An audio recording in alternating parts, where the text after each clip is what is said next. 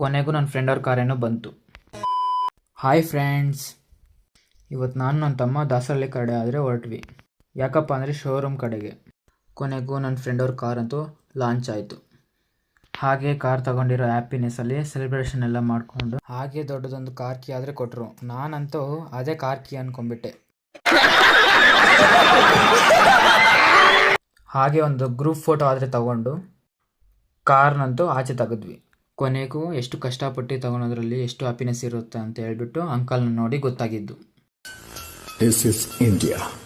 चीजें खरीदने के लिए पैसे दिखाना जरूरी है, लेकिन इज्जत खरीदने के लिए पैसों का रोब दिखाना जरूरी है।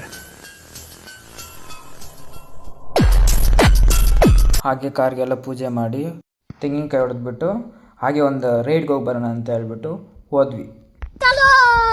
ಹಾಗೆ ಮನೆ ಕಡೆ ಆದರೆ ಹೊರಟ್ವಿ. ಇಷ್ಟು ಹೇಳಕ್ಕೆ ಇಷ್ಟಪಡ್ತೀನಿ. ಓಕೆ ಫ್ರೆಂಡ್, ಬಾಯ್.